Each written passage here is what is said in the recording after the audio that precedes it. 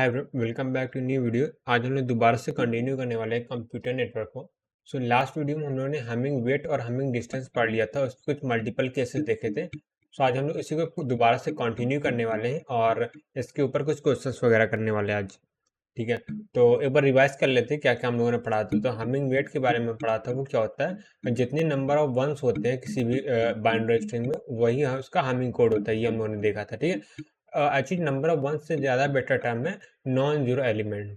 ठीक है, अगर बाइनरी केस में क्या होता है, नॉन जीरो मतलब वन होता है, तो हम लोग डायरेक्टली बाइनरी के केस में सब बोल सकते हैं कि नॉन जीरो एलिमेंट होते हैं। ठीक है, फिर हमिंग डिस्टेंस क्या होती है, तो हमिंग डिस्टेंस के लिए हम लोग यहाँ देखा था कि क्या बोलते हैं, मैं हम नहीं, ये इसको छोड़ा, ये फालतू चीज़ है। यहाँ पे आता है number of position at which the corresponding bit are different, यानी कि दो बिट में जितना डिफरेंस होगा उतना ही वो हम लोग का हमिंग डिस्टेंस आ जाएगा। ठीक है, तो कैसे निकालते हैं वो देखते हैं। जैसे हम लोग पास स्ट्रिंग ए है और स्ट्रिंग बी है, तो इन दोनों का क्या करेंगे, डिफरेंट बिट निकालने के लिए एक्सॉर करेंगे। एक्सॉर ही क्यों करते हैं, क्योंकि एक्सॉर में क्या होता है, सेम होता है तो जीरो आता है, जैसे सेम होगा तो जीरो आता है रिजल्ट। अगर डिफरेंट नंबर होंगे तो वन आता है रिजल्ट। तो जहाँ जहाँ डिफरेंट होगी वहाँ वहाँ वन आ जाएगा, और जहाँ जहाँ सेम होगा वहाँ जीरो आ जाएगा। तो हम लोग को क्या, नंबर ऑफ वंस पता चल जाएंगे कितने हैं। ठीक है, तो हम लोगों ने दो स्ट्रिंग का क्या किया, बिटवाइज एक्सॉर कर लिया, जो रिजल्ट आया उसका हम लोगों ने हमिंग वेट निकाली। जैसे यहाँ 1 2 3 4 5 1 है, तो इसका हमिंग डिस्टेंस कितना आ गया, 5 आ गया। सिमिलरली यहाँ पे सिर्फ ये दो बिट डिफरेंस है, बाकी सारे कॉमन, तो यहाँ पे हमिंग डिस्टेंस कितना आएगा, 2 आ जाएगा। ये चीज़ था। और उसके बाद फिर हम लोगों ने एक हाइपोथेटिकल एग्जांपल लिया था, जिसमें क्या था, लेट से 5 कोड वर्ड हैं, और ठीक है, जिसमें C1 C2 C3 C4 C5 ऐसे दिए गए हैं। ठीक है, तो 10 बिट के कोड वर्ड हैं, ईच कोड वर्ड की बिट 10 है। ये देखा था। फिर हम लोगों ने निकाला था मिनिमम हमिंग डिस्टेंस, इसका निकाला था। मिनिमम हमिंग डिस्टेंस निकालने के लिए क्या करेंगे, तो पहले C1 C2 का डिस्टेंस निकालेंगे, C2 C3 का डिस्टेंस निकालेंगे, फिर C3 C4 का निकालेंगे, फिर C1 C3 C1 C4 और C2 C4, इतने सब का डिस्टेंस निकाल लेंगे। और इन सब में से जो मिनिमम आएगा वही हम लोग का मिनिमम डिस्टेंस होगा। तो ऐसे भी क्वेश्चन आ सकते हैं कि हम लोग को मल्टीपल कोड वर्ड दे दिए गए हैं और हम लोग पूछा गया मिनिमम हैमिंग डिस्टेंस कितना होगा। ठीक है, और फिर इसके अलावा मल्टीपल केसेस देखे थे इसी एग्जाम्पल को लेकर। ठीक है, तो अभी हम लोग के माइंड में क्या है, ये चार के कोड वर्ड है, 4 कोड वर्ड हैं, यानी ये यही 4 कोड वर्ड ट्रू की कोड वर्ड है, और इसके अलावा जो भी कोड वर्ड है फॉल्स कोड वर्ड है। ठीक है, केस वन था नो एरर के केस, यानी कि फॉर एग्जांपल जो हम लोग का ट्रांसमीटर है उसने क्या किया, ये 00 वाले कोड वर्ड को ट्रांसमिट किया है। ठीक, और रिसीवर नो एरर के केस में क्या होगा, सेम चीज़ रिसीव करेगा। तो इसने वैलिड कोड वर्ड ट्रांसमिट किया, तो वैलिड कोड वर्ड यहाँ पर रिसीव भी हुआ है। तो यहाँ पे क्या होगा, नो एरर डिटेक्टेड, क्योंकि यहाँ पे कोई भी एरर नहीं है, तो रिसीवर कोई भी एरर डिटेक्ट नहीं करेगा। ठीक है, अब यहाँ पे आते हैं 1 बिट एरर के केस में आते हैं। 1 बिट एरर के केस में आते हैं, ट्रांसमीटर कोड क्या है वो 0000 है, और यही यही चीज़ सेंड किया है, जो कि है वैलिड कोड बड़ा। बट क्या हुआ, एक बिट की एरर आ गई, लेट से लास्ट बिट जो है 0 से 1 हो गई। कोई भी बिट 0 से 1 हो सकती है, बट एग्जाम्पल के लिए लास्ट बिट लिया। ठीक है, तो अभी इनवैलिड कोड वर्ड कन्वर्ट होकर रिसीवर को मिल गया। अब रिसीवर इसमें चेक करेगा कि इससे मिलता जुलता कौन सा कोड वर्ड है। ठीक है, तो यानी कि नियरेस्ट वैलिड कोड वर्ड में इसे कन्वर्ट कर देगा। ठीक है, अब इसे nearest valid code word convert करेगा, तो यहाँ पे 1 है, और इसके नियरेस्ट क्या होगा, 1 को 0 बना देगा, तो नियरेस्ट वैलिड कोड वर्ड क्या है, ये मिल जाएगा। ठीक है, तो यहाँ पे क्या एरर डिटेक्टेड हुई, हाँ यहाँ पे एरर डिटेक्ट भी हो, और एरर क्या हुए, वैलिड कोड वर्ड में कन्वर्ट हो गए। ठीक है, तो यानी केस क्या अभी सही चल रहा है। अब आते हैं केस 2 में, जब 2 बिट की एरर आती है। 2 बिट की एरर आ रही है, अब कोड वर्ड हम लोग को 10 लेंथ का है, जो कि ट्रांसमीटर ने सेंड किया और वैलिड कोड वर्ड सेंड किया। अब रिसीवर का कोड क्या है, सॉरी जो कोड रिसीव्ड हुआ है, यहाँ पे रिसीव्ड होगा, हाँ, तो रिसीव्ड कोड क्या है यहाँ पे, 000 था, लास्ट की 2 डिजिट क्या हुई, एरर की वजह से 0 से 1 हो गई। तो ये कोड वर्ड क्या, इनवैलिड कोड वर्ड बदल गया। अब जब ये इनवैलिड कोड वर्ड में बदल गया, तो क्या यहाँ पे एरर डिटेक्ट होगी, हाँ बिल्कुल डिटेक्ट होगी, क्योंकि यहाँ पे क्या है, 2 बिट मतलब जो कोड वर्ड है वैलिड कोड वर्ड से मैच नहीं हो रहा था, यहाँ पे एरर डिटेक्ट होगी। ठीक है, अब करेक्ट होगा, रिसीवर करेक्ट करेगा code word nearest code word से, तो nearest actually valid code word होगा, यहाँ पे नियरेस्ट वैलिड कोड वर्ड से चेंज होगा। तो ये क्या करेगा यहाँ पे, ये 2021 को क्या करेगा, 0 में कन्वर्ट कर देगा, जिससे ये कोड वर्ड करेक्ट हो जाएगा। ठीक है, ये था। फिर उसके बाद केस 4 हम लोगों ने देखा था, जिसमें 3 बिट की एरर आ रही है। 3 बिट की एरर के केस में क्या हो रहा था, 3 बिट क्या हो गया, यहाँ पे 1 हो गया। अब 3 बिट यहाँ पे जैसे 1 हुआ तो इसका नियरेस्ट कोड वर्ड क्या हो जाएगा? नियरेस्ट कोड वर्ड जो हम लोगों ने देखा था, एक कोड वर्ड कौन सा था? 1 1 1 1, 5 1 थे यहाँ पे, सारे 0 5 1। तो अब कंपेयर करेगा रिसीवर, तो उसे क्या मिलेगा कि ये वाला कोड वर्ड जो है इसमें 3 बिट के एरर नहीं 2 बिट की एरर आई है। ये वो समझेगा कि यहाँ 1 1 था और 0 हो गया है, क्योंकि चांसेस 2 बिट के एरर की ज़्यादा होते हैं 3 बिट के एरर से। तो नियरेस्ट कोड वर्ड क्या हो जाएगा? 1 1 1 1 1 हो जाएगा, तो इसमें कन्वर्ट हो जाएगा। तो क्या यहाँ पे एरर डिटेक्ट हुई? हाँ बिल्कुल एरर डिटेक्ट हुई, क्योंकि जो रिसीव हुआ था कोड वर्ड इनवैलिड था। बट क्या जो नियरेस्ट करेक्टेड कोडवर्ड चेंज कर दिया, तो क्या यही रिसीवर सेंडर ने सेंड किया था? नहीं, ट्रांसमीटर ने तो भाई दूसरा को सेंड किया था। तो यहाँ पे ये रॉन्ग केस हो रहा है, केस को हैंडल नहीं कर पा रहा है। ठीक है। और फिर 4 बिट के केस में देखा तब भी वहाँ पे रॉन्ग आ रहा था, 5 बिट के केस में देखा तब भी यहाँ पे रॉन्ग हो रहा था। अच्छा, 4 बिट के केस में क्या हो रहा था? एरर तो डिटेक्ट हो रही थी, 5 बिट के केस में क्या हो रहा था? एरर ही डिटेक्ट नहीं हो रही थी। क्यों? क्योंकि जो टोटल वैलिड कीवर्ड था वो इनवैलिड कीवर्ड, जो वैलिड कीवर्ड था और जो इनवैलिड कीवर्ड में कन्वर्ट हो गया 5 बिट के एरर। बट जो 5 बिट एरर के कारण जो नया रिजल्ट आया वो भी एक वैलिड कीवर्ड है। तो इससे लगेगा कि रिसीवर ने वैलिड कीवर्ड ही ये वाला सेंड किया था, यहाँ पे एरर डिटेक्ट नहीं होगी। ठीक है, ये हम लोगों ने 5 6 केसेस देख लिए हैं। उसके अलावा एक और केसेस था, हाँ, एक 6 बिट की एरर वाला केस था जिसमें एरर डिटेक्ट हुई थी और नियरेस्ट वैलिड कीवर्ड का रॉन्ग आ रहा था। तो अब इसको एनालाइज किया तो हम लोगों ने देखा कि 4 बिट की जितनी एरर थी सारी डिटेक्ट हो जा रही है। ठीक है, यहाँ पे आते हैं 4 बिट की एरर में तक सारे में यस एरर डिटेक्टेड में यस है। ठीक है, ये एनालिसिस किया। फिर उसके बाद क्या? At least 5 bit error valid code word में get converted into another valid code. तो इसमें मतलब ये क्या है, जैसे यहाँ पे देखते हैं। ठीक है, यहाँ पे क्या था केस 5 में, तो केस 5 सॉरी केस 6 में क्या हो रहा था? 5 बिट की एरर आई थी, तो क्या होता है वैलिड बिट है और दूसरे वैलिड बिट में कन्वर्ट हो गया। तो यानी क्या मिनिमम कितना होना चाहिए? 5 होना चाहिए, 5 से ज़्यादा है तो कन्वर्ट होने के चांसेस होते हैं। ठीक है, ये चीज़ हम 2 पॉइंट हम लोगों ने एनालाइज कर लिया। अब इन 2 पॉइंट को एनालाइज करने के बाद क्या करते हैं, इसको जनरलाइज कर लिया था। तो जनरलाइज करने के बाद क्या रिजल्ट आया था? If minimum Hamming distance is D. ठीक है, जैसे हैमिंग डिस्टेंस कितना था? मिनिमम 5 था, तो यहाँ डी की वैल्यू 5 है, जो हम लोग के एग्जाम्पल के साथ। अगर इसी तरह जनरल के लिए डी ले ले, अगर हैमिंग डिस्टेंस मिनिमम कितना डी है, then receiver always detect up to d -1, यानी कि 5 मिनिमम हैमिंग डिस्टेंस अगर 5 था तो 4 नंबर ऑफ डिजिट क्या ऑलवेज डिटेक्ट हो रही थी। इसलिए अगर डी हो तो डी -1 होगा। अब रिसीवर ऑलवेज करेक्ट, अब करेक्ट कितने बिट को करता है? वो होता है डी -1/2, यानी हाफ को करेक्ट कर लेगा, या मोर देन हाफ बोल सकते हैं इसको।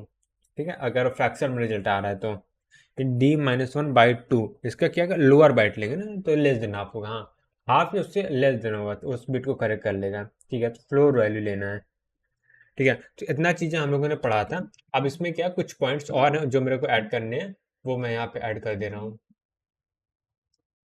ठीक है, तो अब मैं यहाँ लिख रहा हूँ to detect to detect up to x bit error. ठीक है, अब जो इसी चीज़ को लिखा गया उसको उल्टा कर रहा है। अब हम लोग क्या कर रहे हैं, अगर कोई रिसीवर है वो जो एक्स बिट डिटेक्ट करे, D-1 बिट एरर, D-1 की वैल्यू एक्स कर दी है। ठीक है, तो इसी चीज़ को उल्टा हम लोग कर रहे हैं। Then minimum number of Hamming code कितना हो जाएगा? Minimum number of Hamming Hamming code वो कितना हो जाएगा? वो हो जाएगा x+1। Right, x+1।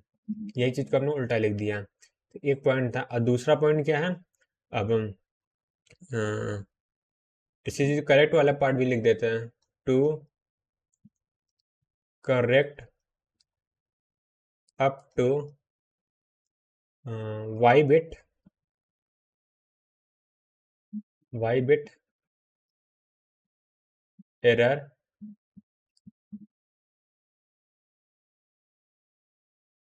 Minimum number of Hamming code क्या हो जाएगा? ये हो जाएगा, यहाँ पे क्या d-1/2 की वैल्यू क्या y है, राइट। यही चीज़ है, इतना करेक्ट कर पा रहा था। हैमिंग डिस्टेंस कितना हो जाएगा, इसी को उल्टा कर देते हैं। सो इसको सॉल्व ऐसे मैं रफली कर देता हूँ, तो y इक्वल टू क्या है, d-1/2 है, राइट। इसमें d की वैल्यू निकालनी है। सो d इक्वल टू क्या हो जाएगा, 2y+1 हो जाएगा, राइट। यहाँ पे 2y+1 है, ये चीज़ है। इसको मैं इरेज कर दे रहा हूँ, नहीं है सब जरूरी, ठीक है। इससे भी क्या करना है, एक बॉक्स में बंद कर देना, क्योंकि हम लोग दो में से कोई एक तरीका का यूज़ कर सकते हैं, कोई भी तरीका हो सकता है, डिपेंड करता है क्वेश्चन में क्या पूछा है। ये चीज़ हो गया, ठीक है। अब एक क्वेश्चन कर लेते हैं, तो हम लोग क्या क्या याद रखना, अगर हम लोग को एक्स बिट एरर डिटेक्ट करना है तो उसके जो बोलते हैं हैमिंग कोड की साइज जो x+1 होगी। अगर हम लोग को वाई बिट की एरर डिटेक्ट कर एरर करेक्ट करना है, वाई बिट एरर करेक्ट करना है, तो 2y+1 होना चाहिए, ठीक है। अगर ये पॉइंट हम लोग याद रखें तो हम लोग काम हो जाएगा, ठीक है। तो इसमें हम लोग क्वेश्चन दिया है, अब एक क्वेश्चन कर ले, इसमें क्या है, हम लोग को मल्टीपल स्ट्रिंग दे दिया है, ठीक है, या कोड वर्ड बोल सकते हैं, तो कोड वर्ड दे दिया गया है, कोड वर्ड, कोड वर्ड्स। तो कोड वर्ड मान लेते हैं, पहला ऐसा था, कोड वर्ड मान लें C1 है, उसकी वैल्यू हम लोग को दे दिया गया 1 2 3 4 5 6 7 8 8 0 है, 1 2 3 5 6 7 8 0। अब यहाँ से कोड वर्ड C2 दे दिया गया है, कोड वर्ड C2 दे दिया गया। अब C2 क्या वैल्यू है, 4041, 1 2 3 4, 1 2 3 4, ठीक है। और इसके बाद क्या कोड वर्ड C3 दे दिया गया है, कोड वर्ड C3 दे दिया गया। अब कोड वर्ड C3 की वैल्यू क्या है, 01 01 01 01 01 और लास्ट में 01, ये दे दिया गया। अब एक लास्ट में कोड वर्ड वह C4 दे दिया गया, राइट। C4 कोड वर्ड है 10 10 10 10 राइट। अब यहाँ पे आते हैं कोड वर्ड क्या है, C5 भी दी है हम लोग को, तो 5 कोड वर्ड हम लोग दिए हैं। इसमें क्या 1 2 3 4 1 है, 1 2 3 4 0 है, ठीक है। हम लोग से पूछा क्या है,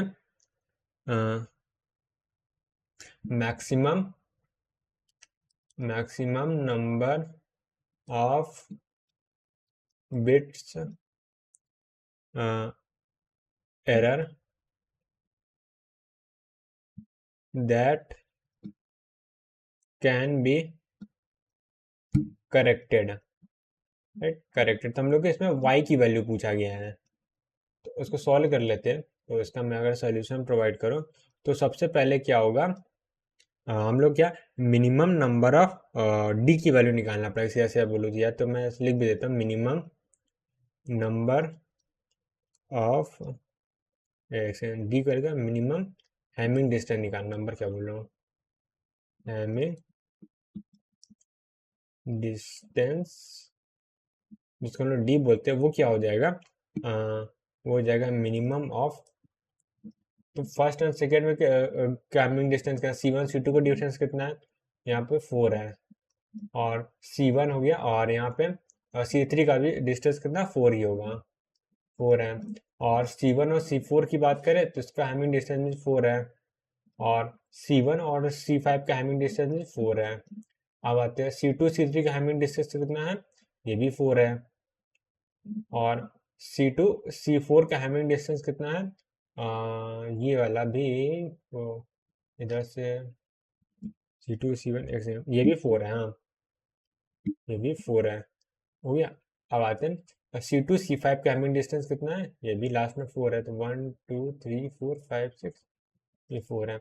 अब आते हैं C2 हो गया ना, C3 C4 का हैमिंग डिस्टेंस कितना है, 8 है, और C3 C5 का हैमिंग डिस्टेंस कितना है, यहाँ से ये भी कितना 4 है, ठीक है। और यहाँ पे C4 C5 का हैमिंग डिस्टेंस कितना 4 है, ठीक है, ऐसा कुछ है।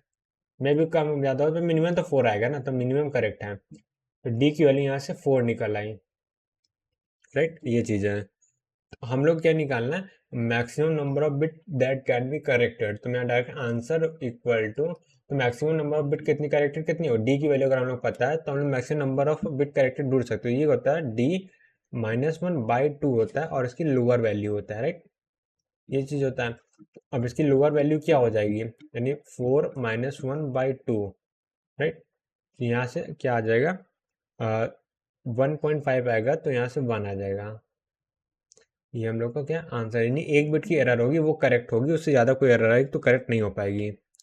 ठीक है, अच्छा डिटेक्ट करने को पूछे तो 4 - 1 यानी 3 नंबर ऑफ 3 आएगा उसका आंसर, यानी 3 बिट की कोई एरर होगी तो हम लोग उसे डिटेक्ट कर लेंगे। ठीक है, अब क्या करते हैं, दूसरा कोड देखते हैं, दूसरा क्वेश्चन देखते हैं। इसमें क्वेश्चन हम लोग को दे दिया गया है, एक कोड वर्ड C1 है जिसकी वैल्यू 1 2 3 4 5, ये दे दिया। C2 दे दिया गया है 0 1 0 1 0 1 1 हो गया। C3 दे दिया गया है 1 0 1 0 1 हो गया। C4 दे दिया गया है 1 2 3 4 0 हो गया, ये चीज़ हो गया। ठीक है, ये हो गया, तो कोडवर्ड दे दिया और इसमें कितना हैमिंग डिस्टेंस दे दिया गया P है। यहाँ पे मैं लिख देता हूँ let Hamming distance P and maximum number of corrected by number of error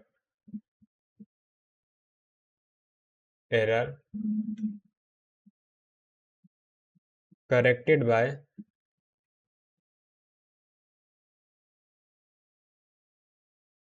code is Q. फिर हम लोग पूछ लिया P and Q equal to question, यानी कि हैमिंग डिस्टेंस पूछा है, तो सबसे पहले हैमिंग डिस्टेंस निकाल लेते, तो यहाँ मैं डायरेक्टली सॉल्यूशन प्रोवाइड करने वाला हूँ। हैमिंग डिस्टेंस D होता है, D इक्वल टू क्या हो जाएगा, मिनिमम ऑफ C1 C2 का डिस्टेंस कितना हो जाएगा, 1 2 3 है, और C1 C3 की बात करें तो इधर 1 इधर 2 इधर 3 आ गया, और C1 C4 की बात करें तो 4 आएगा, राइट, तो मैं लिख दे रहा हूँ। और यहाँ C2 C3 की बात करते हैं, C2 C3 में यहाँ पे आ जाएगा यहाँ से 1 2 3 4 4 आ जाएगा, राइट, और यहाँ पे C2 C4 की बात करेंगे तो यहाँ से 1 2 और ये 3 आ गया, और यहाँ से फिर C3 C4 की बात करेंगे तो 1 2, C3 C4 की बात करेंगे तो वेट 1 2 3 सॉरी इसका भी 3 आएगा, राइट, हाँ, यहाँ से मिनिमम 3 आ गया, तो यहाँ से D की वैल्यू आ गई, D की वैल्यू नहीं P की value which is equal to P, यहाँ से हम लोग को P की वैल्यू आ गई 3। अब P की वैल्यू, अब यहाँ पे Q की वैल्यू निकालना है। Q की वैल्यू क्या, करेक्टेड बाय कोड Q, तो कोड Q के थ्रू कौन सा बिट करेक्ट हो सकती है, कितनी बिट करेक्ट, तो उसके लिए फॉर्मूला क्या होता है, Q इक्वल टू क्या हो जाएगा, D -1/2 होता है, ये लोअर वैल्यू लेते हैं, और यहाँ D की वैल्यू क्या 3 -1 डिवाइडेड बाई 2 हो जाएगा, जिसकी वैल्यू क्या आ जाएगी, 1 आ जाएगी, ठीक है, तो यहाँ से 1 आ गया, ये आ गया Q की वैल्यू, ठीक है, बस यही निकालना था हम लोग को। ठीक है, अब आगे बढ़ते हैं। अब आते हैं साइक्लिक कोड प्रॉपर्टी में। सो जैसे हम लोगों ने हैमिंग कोड को देखा था कि हैमिंग कोड का जो ब्लॉक कोड होता है वो क्या लीनियर होता है बट साइक्लिक नहीं होता। तो हैमिंग कोड देखने से पहले हम लोगों ने एक चीज़ पढ़ा था, वो होता है 1 बिट पैरिटी, राइट। सो अगर मैं यहाँ ड्रॉ करूँ 1 बिट इवन पैरिटी की हम लोग बात करें, जो हम लोग ऑलरेडी देख चुका है, इसमें क्या होता है, इसमें हम लोग लिया 3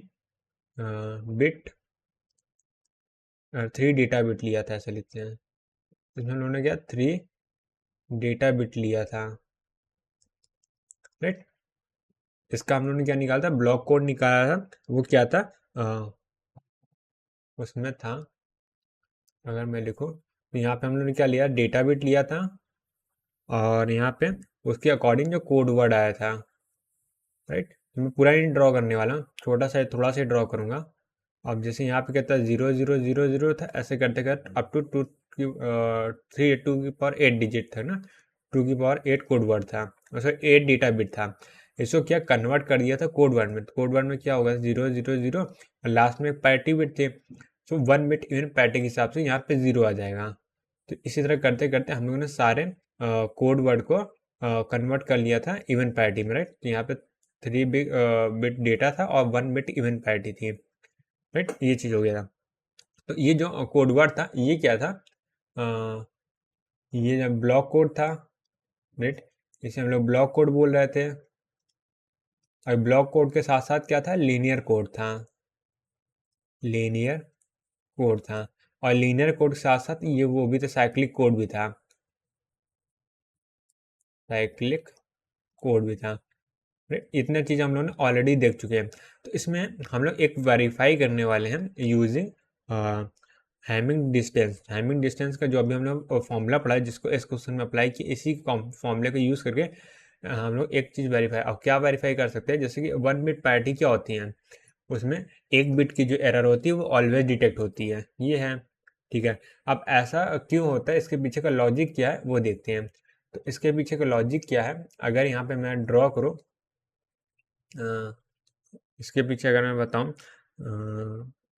ये काम को थोड़ा सा मैं ड्रॉ कर देता हूँ ताकि तुम लोग को ज़रूरत है उस चीज़ की। एक दो लाइन में ड्रॉ कर, जैसे यहाँ 0 0 हो जाएगा, 0 0 1 किए,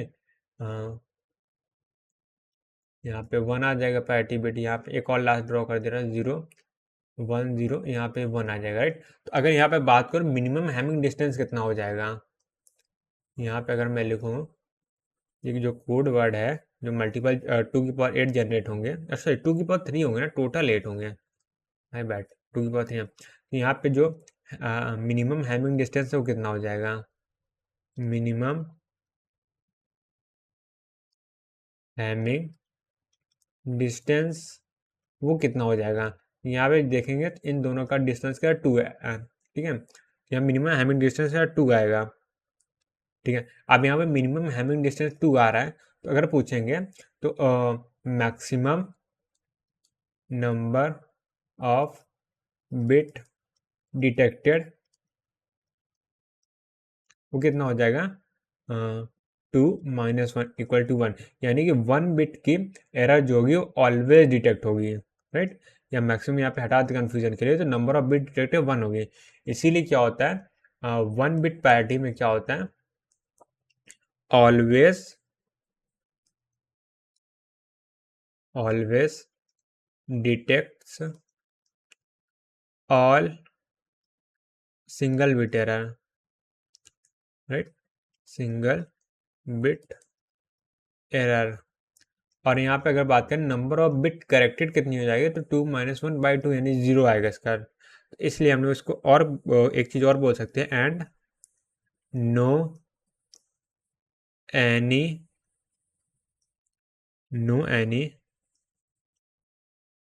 provision for error correction, right. यानी एरर करेक्शन का हमें कोई सिस्टम होता ही नहीं है। तो ये चीज़ हम लोग को वेरीफाई करना था। तो यहाँ पे मैं इसको डब्बे में बंद कर देता हूँ। इसके लिए यहाँ पे इस पेज को पूरा लिखे हैं। तो अब आते हैं, ये सेम चीज़ हम लोगों ने देखा था इसके लिए क्या बोल सकते हैं, हैमिंग कोड के लिए, ठीक है। तो हैमिंग कोड वाला कोड मैंने कॉपी कर लिया, इसको मैं यहाँ पेस्ट कर देता हूँ, ठीक है। तो ये चीज़ हम लोगों ने ऑलरेडी ड्रॉ किया है। तो इसमें क्या है, मैं थोड़ा सा इसको इरेज करता हूँ, जो हम लोग को ज़रूरत नहीं है। ये मॉडल टू एडिशन की ज़रूरत नहीं है, इधर इसकी ज़रूरत नहीं है। ये चीज़ हम लोगों ने देखा, तो मैं स्लाइड सीधा कॉपी कर लिया। हैमिंग डिस्टेंस के केस में भी हम लोगों ने क्या निकाला, कोड वर्ड निकाला था। जो कोड वर्ड निकाला था वो क्या था, ब्लॉक कोड था, लीनियर कोड था, बट साइक्लिक कोड नहीं था, ये चीज़ देखा था, ठीक है।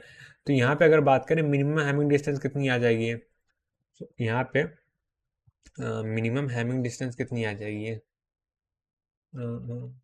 लिखता हूँ। तो यहाँ पे मिनिमम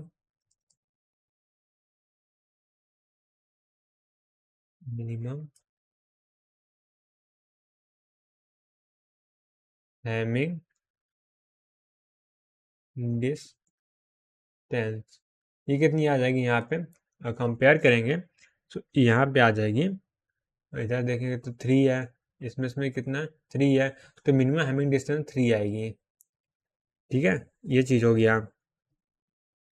सो अब 3 आई तो नंबर ऑफ बिट कितना, एरर डिटेक्ट नंबर, या क्या लिखा था मैंने यहाँ पे, उसी number of bit detected, number of bit नहीं होगा, number of bit detected, number of error detected, number of error detect, यहाँ पे एरर होगा ना, उसको मैं थोड़ा करेक्ट कर दे रहा हूँ, number of error, error bit. ठीक है, ये हो जाएगा। तो यहाँ पे लिखते हैं, इसमें क्या हो जाए, number of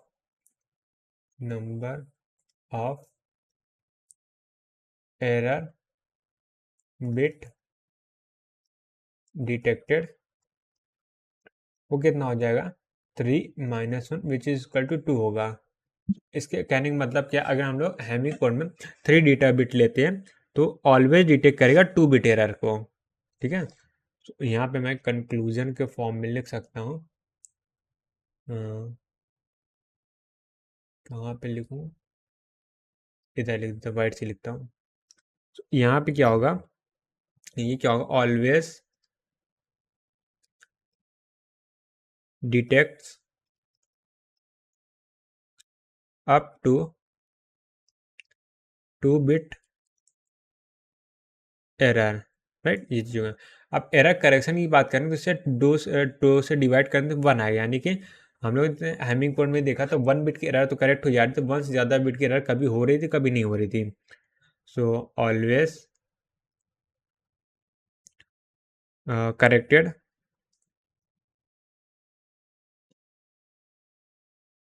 single bit error,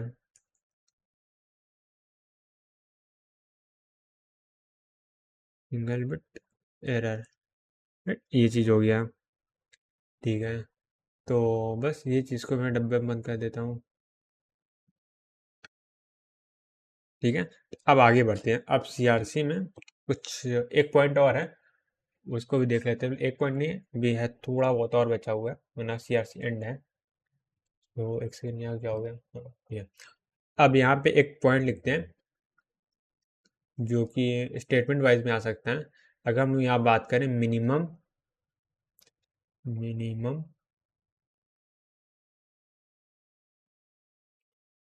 Hamming distance, ठीक है, minimum Hamming distance of the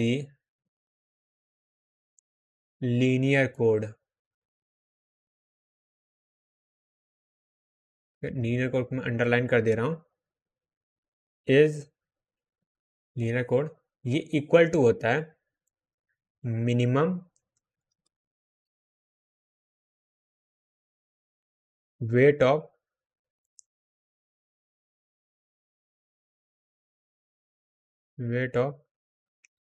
it's non zero, एक मिनट, थोड़ा सा ये टेढ़ा टेढ़ा क्यों हो रहा है, इसमें लिख देता हूँ, minimum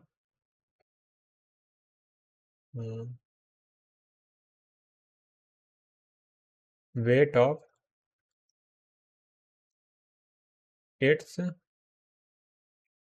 non zero code word. ठीक है, ये चीज़ हो गया। तो यानी कि अगर हम बात करें जो बट इसका हम लोग को यूज़ नहीं, प्रैक्टिकल यूज़ नहीं करना, सिर्फ हम लोग को अगर इनके स्टेटमेंट वाइज आता है तो हम लोग उसको लिख सकते हैं। ठीक है, ये चीज़ हो गया। अब एक और पॉइंट यहाँ पे लिख लेते हैं। अच्छा, ये लीनियर कोड कब होगा, इसके लिए प्रॉपर्टी जब all code word are present in the block code. ठीक है, यानी कि ये कब होगा, लीनियर कोड होने के लिए क्या होगा, ब्लॉक कोड होना चाहिए, राइट। अब ब्लॉक कोड में क्या होगा, ऑल द कोड वर्ड होने चाहिए, यानी कि एक भी कोड वर्ड मिसिंग है लीनियर कोड में तो ये प्रॉपर्टी काम नहीं करेगी। तो क्वेश्चन वगैरह सॉल्व करने से पहले चेक करना पड़ेगा गिवन कोड लीनियर कोड है कि नहीं है, तो फालतू टाइम वेस्ट होगा, तो उसको हम लोग यूज़ नहीं करना, खाली प्रॉपर्टी है तो हम लोग दिया। अब यहाँ से अगला पॉइंट लिखते हैं, मिनिमम हैमिंग डिस्टेंस ठीक है, ये तो हम लोग लिख ही लिया ना यहाँ पे। हाँ, ये हैमिंग डिस्टेंस वही हैमिंग कोड वाले प्रॉपर्टी है, तो उसकी ज़रूरत नहीं है। ठीक है,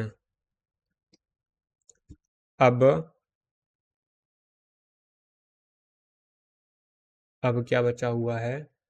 नहीं, ठीक है, यहाँ पे हो गया हम लोग का, क्या बोल सकते हैं, एरर कंट्रोल फिनिश होता है। राइट, इसके अलावा और कुछ है नहीं, जो चीज़ हम लोग ऑलरेडी पढ़ चुके हैं वही सब प्रॉपर्टीज़ है।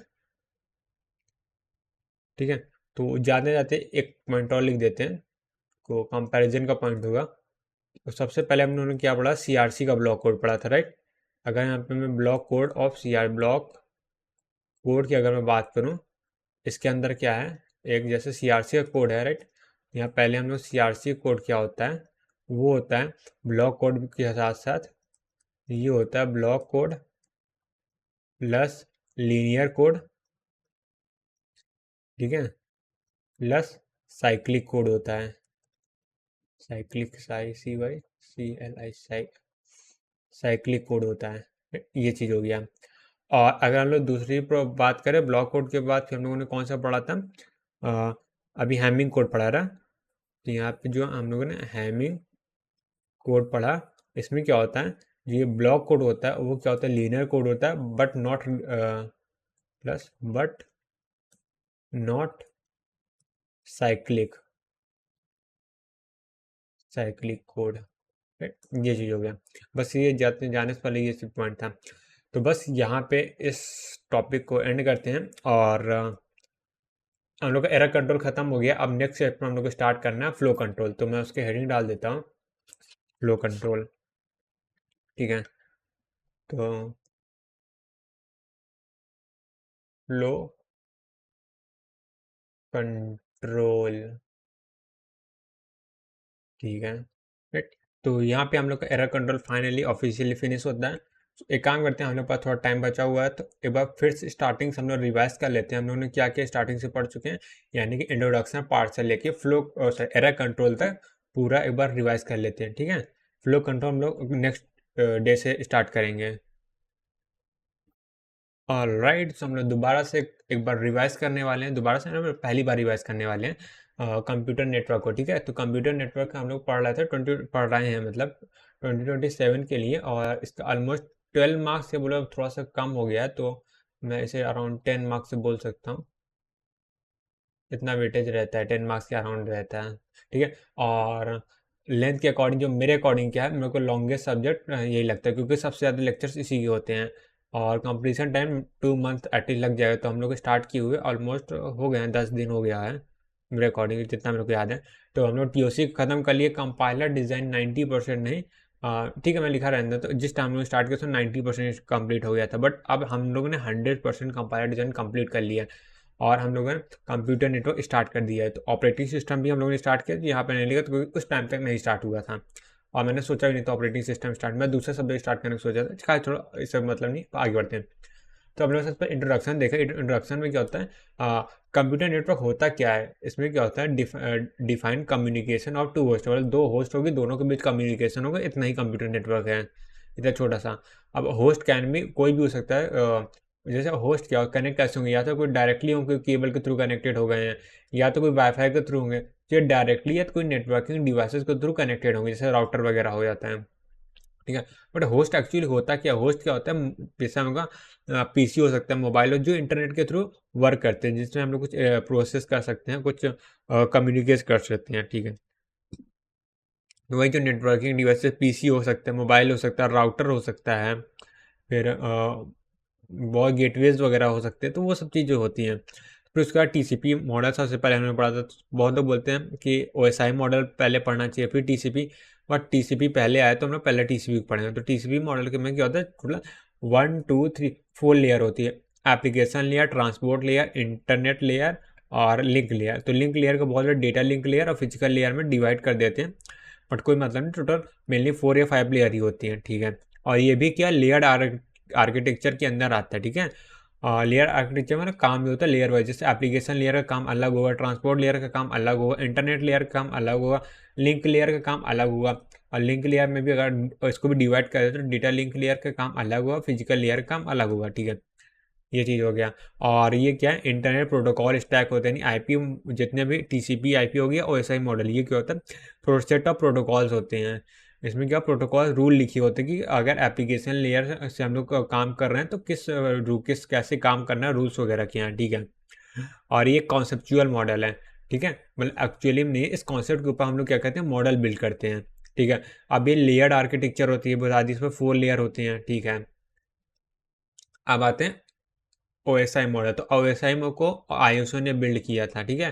तो open system interconnection full form होता है, जिसकी हम लोग कोई जरूरत नहीं पड़ने वाली, कॉन्सेप्चुअल मॉडल होता है।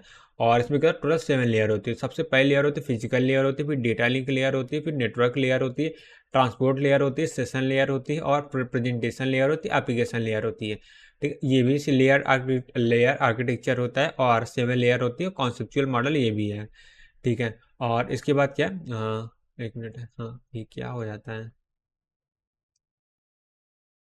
हाँ ठीक है। अब इसमें क्या, तो ईच लेयर लोअर लेयर के बॉस होती है, ठीक है। यानी कि जैसे ट्रांसपोर्ट लेयर की बात करें तो नेटवर्क लेयर की बॉस है, एप्लीकेशन लेयर की बात करें तो transport layer, network layer, data link layer, physical layer सबकी बॉस है। सिमिलर जो जितनी अपर लेयर वाली लेयर होती है वो अपने नीचे वाली लेयर की बॉस होती है, यानी नीचे वाली लेयर जो होगी वो अपने ऊपर वाली लेयर को मल्टीपल सर्विसेज प्रोवाइड करेगी, ठीक है, ये देखा। और स्टार्टिंग 1 2 3 जो होता है वो मीडिया लेयर होती है, नहीं वो डेटा ट्रांसफ़र और डेटा कम्युनिकेशन के बीच में ज़्यादा ध्यान देती है। और ऊपर की 4 लेयर होती है वो क्या होती है, यूज़र को सर्विसेज प्रोवाइड करती है, ठीक है। यानी यूज़र क्या होस्ट है, होस्ट को सर्विस, यूज़र होस्ट से कनेक्टेड होता है ना, क्योंकि होस्ट को सर्विस देंगे तब तो यूज़र के पास पहुँचेगा, तो ये होस्ट लेयर बोलते हैं, ठीक है। ये चीज़ हो गया। और उसके बाद आते हैं एप्लीकेशन लेयर की। तो एप्लीकेशन लेयर क्या होता है, यानी हम लोग ऊपर से पढ़ रहे हैं, ठीक है। तो हम लोग के सिलेबस में क्या प्रेजेंटेशन लेयर, सेशन लेयर नहीं है, पर फिर भी हम लोग थोड़ी थ्योरी पढ़ लेंगे ताकि अंडरस्टैंड कर लें क्या क्या होता क्या है। तो हम लोग एप्लीकेशन लेयर से स्टार्ट करने वाले हैं। तो एप्लीकेशन लेयर क्या होती है, नेटवर्क एप्लीकेशन प्रोग्राम होता है, जिसे नेटवर्क प्रोसेस बोलते हैं। अब प्रोसेस क्या होता है, process is a program in execution होता है, ठीक है। वही अगर प्रोसेस क्या होता है, प्रोसेस प्रोसेस इस प्रोग्राम, हाँ ठीक है। प्रोसेस जैसे हर प्रोसेस के पास एक यूनिक प्रोसेस आईडी होती है, और या पीसीबी बोलते हैं। सो पीसीबी के अंदर क्या होता है, प्रोसेस आईडी होता है, ये ऑपरेटिंग सिस्टम के द्वारा मैनेज किया जाता है, ठीक है। ऑपरेटिंग सिस्टम ही होता है जो पीसीबी क्रिएट करता है, प्रोसेस को प्रोसेस आईडी देता है, ठीक है। कोई भी प्रोसेस खुद का पीसीबी एक्सेस नहीं कर सकती, केवल ऑपरेटिंग सिस्टम कर सकता है। अब आते हैं how to identify network process among the many process. यानी कि अगर मान लेते हैं एक सीपीयू जिसके अंदर 10 प्रोसेस है, 10 प्रोसेस में से 2 प्रोसेस है जो कि दूसरे होस्ट से कम्युनिकेट कर रही है थ्रू द इंटरनेट, ठीक है। तो हम लोग वेरीफाई कैसे करेंगे, नहीं पता कैसे करेंगे, डिफ्रेंशिएट कैसे करेंगे, क्योंकि दोनों प्रोसेस में डिफरेंस क्या है। तो उसके लिए एक प्रॉपर्टी होती है पोर्ट नंबर की। एक्चुअली होता है सॉकेट होता है, बट सॉक्स को हम लोग बाद में देखेंगे जब ट्रांसपोर्ट लेयर पढ़ेंगे। फिलहाल के लिए अब इतना समझ लेते हैं, एक पोर्ट नंबर होता है, यानी कि अगर कोई प्रोसेस को पोर्ट नंबर असाइन हो गया है, वो क्या वो प्रोसेस नेटवर्क प्रोसेस है। और ये पोर्ट नंबर भी जैसे प्रोसेस आईडी होता है यूनिक होता है, सिमिलरली पोर्ट नंबर भी हर प्रोसेस का अलग अलग होगा। ये यहाँ पे यूनिक होता है, यहाँ लिखा भी होगा शायद, आगे से लिखा तो यूनिकली आइडेंटिफिकेशन के लिए होगा। यानी कि अगर किसी भी प्रोसेस के बाद पोर्ट नंबर यानी कोई नेटवर्क प्रोसेस है, अब ये पोर्ट नंबर जो होता है, यानी port number use to identify network process in a network, ठीक है। Port number involve in network communication, ठीक है, वही चीज़ है। Port number manage by OS, ठीक है, डिफरेंट, हाँ। ये पोर्ट नंबर जो होता है प्रोसेस आईडी से डिफरेंट होता है। यानी कि अगर कोई प्रोसेस है, उस हर प्रोसेस के पास प्रोसेस आईडी तो होगी, पर जो नेटवर्क प्रोसेस होगा उसके पास क्या प्रोसेस आईडी भी होगी, पोर्ट नंबर भी होगा, ठीक है। ये चीज़ है। अब उसके बाद क्या है, ये पोर्ट नंबर के रेंज हो 16 बिट का पोर्ट नंबर, उसके रेंज क्या होती है, 0 से लेकर 2 की पावर 16 - 1 तक होती है। There can be 2 process in 2 devices with the same port number, ठीक है, बट सिंगल डिवाइस है पोर्ट नंबर, हाँ वही चीज़ है, मतलब अगर 2 डिवाइसेस है, 2 डिवाइसेस में जो प्रोसेस है दोनों का पोर्ट नंबर सेम हो सकता है, बट दोनों का अगर सेम डिवाइसेस में है तो अगर दो प्रोसेस सेम डिवाइस है तो उनका पोर्ट नंबर कभी सेम नहीं हो सकता। अगर इनके सेम में तो मतलब क्या, दोनों प्रोसेस जो है अलग अलग डिवाइसेस में है, ठीक है, यानी लोकली यूनिक होता है पोर्ट नंबर। सेम सेम चीज़ वही प्रोसेस आईडी के साथ भी होता है, वो भी क्या होता है, यूनिकली लोकली यूनिक होता है, ठीक है।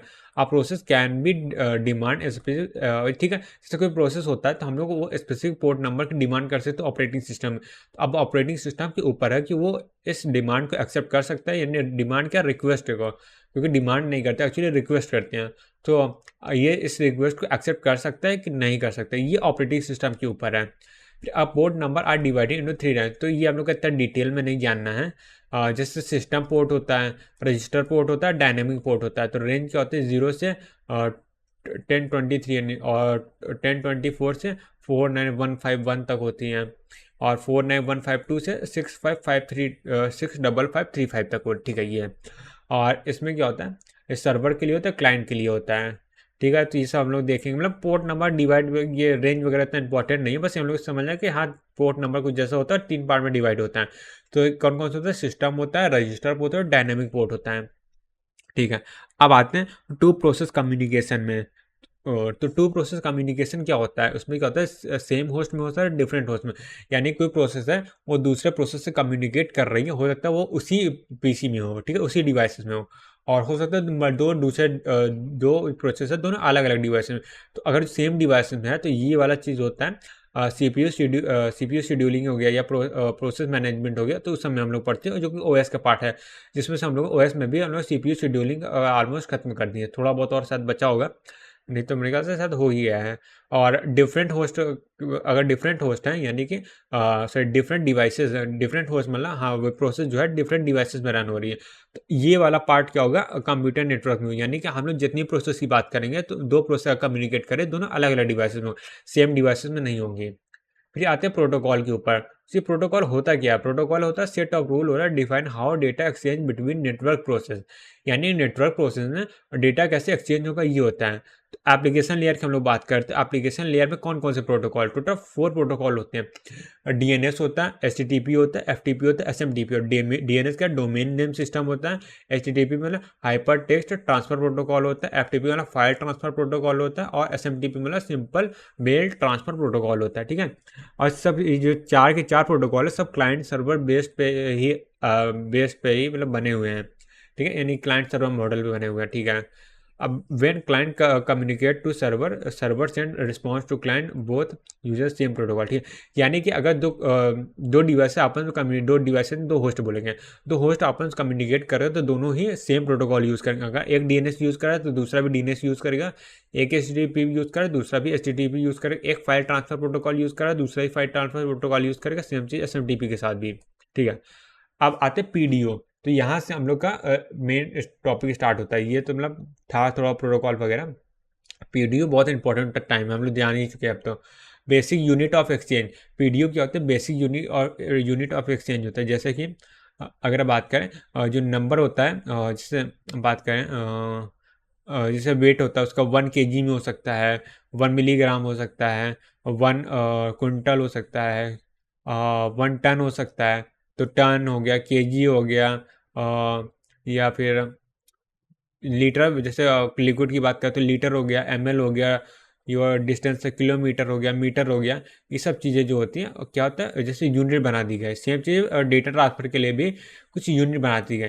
इस प्रोटोकॉल का मतलब इस लेयर में हम लोग काम कर रहे हैं तो उसकी डेटा ट्रांसफर यूनिट ये होगी, तो इसीलिए इसको पीडीयू बोलते हैं, यानी प्रोटोकॉल डेटा यूनिट बोलते हैं, ठीक है। तो ये बेसिक यूनिट ऑफ एक्सचेंज होता है, ठीक है, between same protocol of different machine. मतलब क्या है वो अभी आगे देखेंगे। ये यहीं पे तो लिखा हुआ है बिटवीन लेयर एन, लेयर से layer 1, layer 2, layer 3, layer 4, 7 layer थी ना, तो लेयर एन की बात कर रहे हैं protocol on 1 machine, layer N.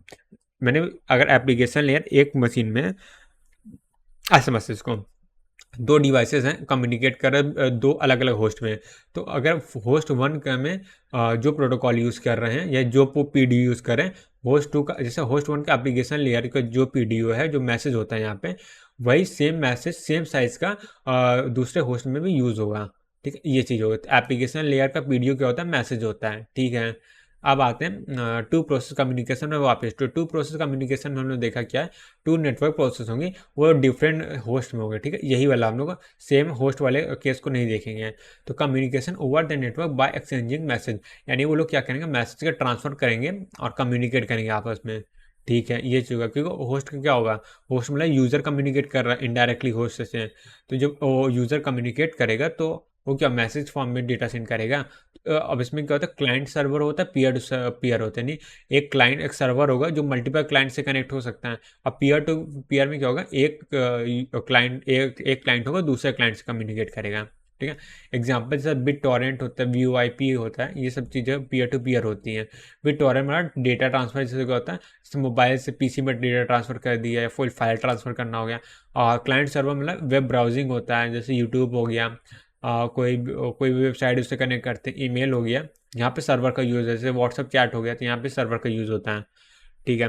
Which of the following is not client server application, तो ये पूछा है इनमें से कौन सा क्लाइंट सर्वर एप्लीकेशन नहीं है। ठीक है। तो पहले इंटरनेट चैट की बात करें, इंटरनेट चैट क्या होता है, उसमें सर्वर का यूज़ होगा, अगर सर्वर नहीं चले चैट नहीं आएगी। वेब ब्राउजिंग की बात करते हैं, वेब ब्राउजिंग ही इंटरनेट क्लाइंट सर्वर मॉडल पे बेस्ड है। ईमेल भी क्लाइंट सर्वर मॉडल पे बेस्ड है। तो हम लोग को बचता है पिंग। पिंग में क्या होता है, हम लोग सर्वर पर बहुत डिपेंडेंट नहीं होते। इसमें क्या होता है, हम लोग सब चेक करते हैं कम्युनिकेशन परफेक्टली इस्टेब्लिश है कि नहीं, यानी कितना वो लेटेंसी वगैरह कितनी आ रही है वो चेक करते हैं। तो ये क्लाइंट सर्वर बेस पे नहीं है। ठीक है। वैसे पिन हम लोग का सिलेबस का पार्ट नहीं था, जब ये क्वेश्चन आया था तो वो सिलेबस में था, तो इसीलिए पूछा गया है। नहीं, ये नहीं है, एक बहुत पुराना क्वेश्चन है, PYQ है। और आते कम्युनिकेशन क्रेडिबिलिटी, सॉरी, हाँ, कम्युनिकेशन क्रेडिबिलिटी की बात करें, अगर कोई दो प्रोसेस से कम्युनिकेट कर रही है तो उसमें क्या क्या इन्फॉर्मेशन होगी। तो अगर प्रोसेस है, कभी भी एक प्रोसेस एक होस्ट से दूसरे होस्ट पे सेंड करेंगे तो पहले सोर्स का पोर्ट नंबर, सोर्स का IP जानना जरूरी प्रोसेस का, और डेस्टिनेशन पोर्ट नंबर, डेस्टिनेशन का ID होना जरूरी है। ठीक, इन सब में से कोई एक भी नहीं होगा तो प्रोसेस ठीक से कम्युनिकेट नहीं कर पाएगी। ठीक है। अब यहाँ पोर्ट नंबर क्या होता है, 16 बिट का होता है, जो कि हम लोगों ने देखा था, और IP एड्रेस होता है 32 बिट का। ये IP4 लिखा है, IPv4 लिखा हुआ है, तो IPv4 32 बिट का होता है। एक एक ऑक्टेट का होता है, जैसे 8 तो 8 इंटू 4 32 हो गया। ठीक है, ये चीज़ है। और ये 32 का है ही, 16 बिट का, सॉरी, ये 16 बिट का होता है, 32 बिट का। ठीक है।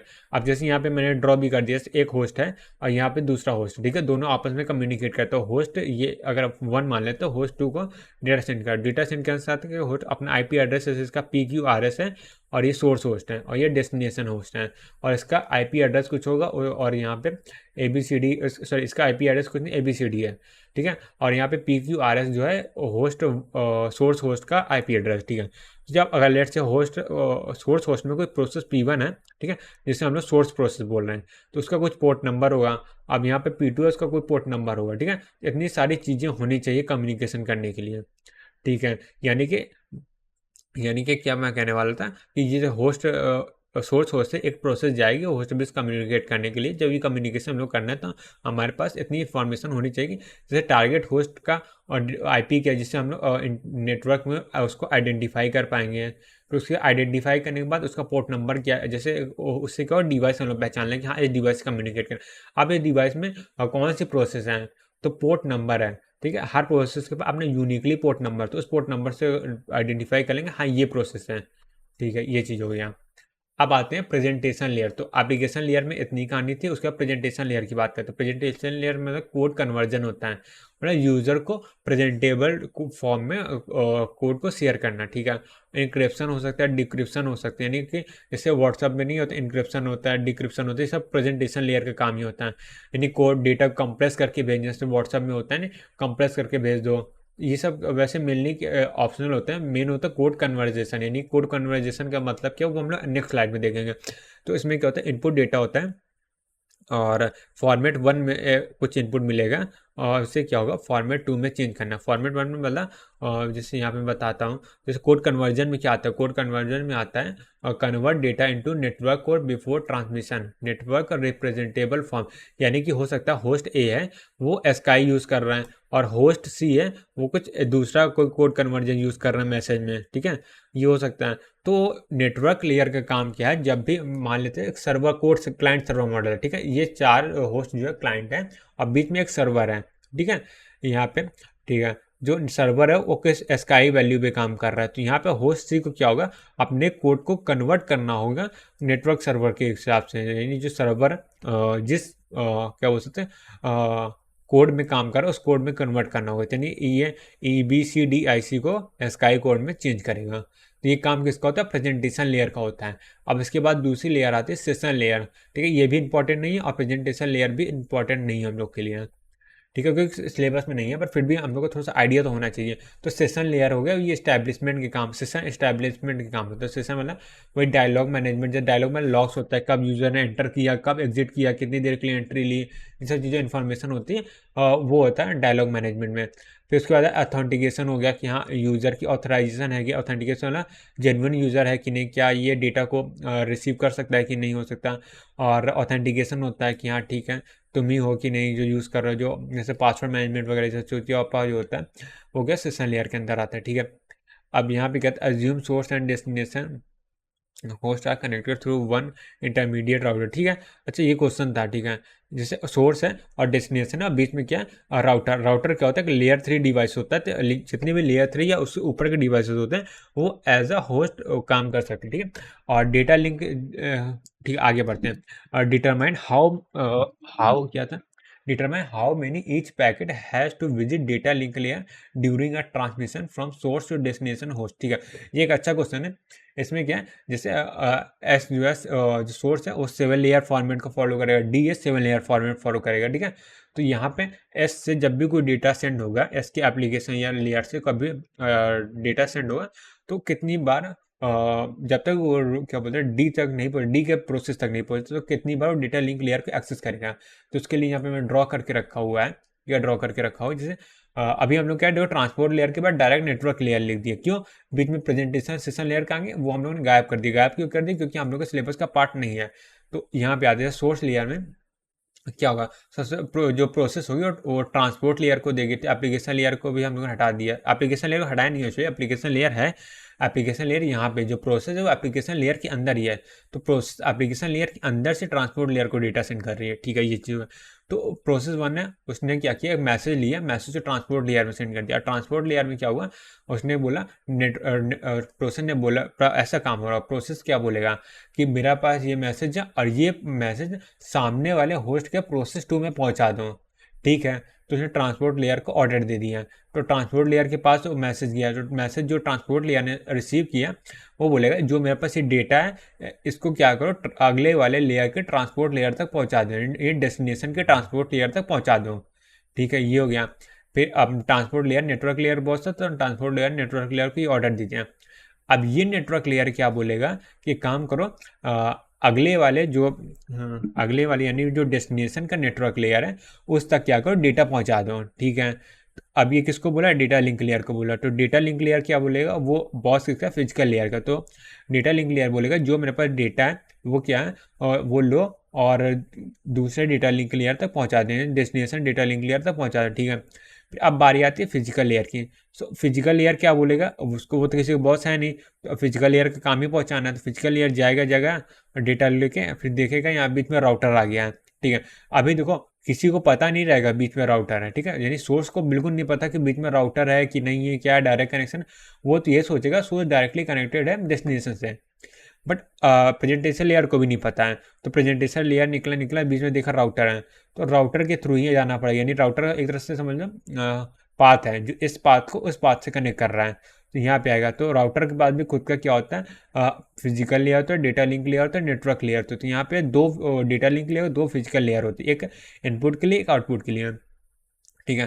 तो अब फिजिकल लेयर यहाँ पे आया, फिजिकल लेयर यहाँ पे आएगा और यहाँ एक सेकेंड, ठीक है। तो फिजिकल लेयर डेटा लिया और उठा के यहाँ इसके फिजिकल लेयर को दे दिया। बोले एक काम करो जाओ इस डेटा को लेके ये क्या हो गया, हाँ जाओ इस डेटा लेके अगले वाले डेस्टिनेशन के डेटा लिंक लेयर तक पहुँचा दो, ठीक है। तो वो क्या करेगा अपने अब वाले डेटा लिंक लेयर को दे दिया। अब ये डेटा लिंक लेयर देखेगा कि ये वाला सब पैकेट किसके लिए है, डेस्टिनेशन डेटा लिंक लेयर के लिए।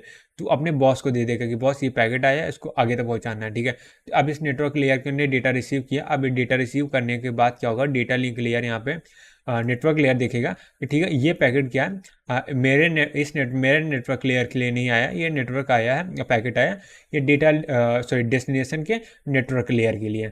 तो क्या करेगा वो फिर से डेटा लिंक लेयर को बोलेगा कि ये लो मेरा पैकेट जो आया है उसको लो और अगले वाले नेटवर्क लेयर तक पहुंचा दो, ठीक है। तो डेटा लिंक लेयर फिर से आ गया, फिर से बॉस है किसका, फिजिकल लेयर का। तो डेटा लिंक लेयर फिर से फिजिकल लेयर को ऑर्डर देगा क्या कि ये लो पैकेट लो सामने वाले डेटा लिंक लेयर तक पहुंचा दो। फिजिकल लेयर के पास कुछ नहीं, बस मजबूरी से काम करना। फिजिकल लेयर पैकेट लेगा और लेने के बाद क्या होगा, अगले वाले फिजिकल लेयर तक पहुंचा देगा, ठीक है, तो यहाँ तक फिजिकल लेयर तक पहुँचा दिया।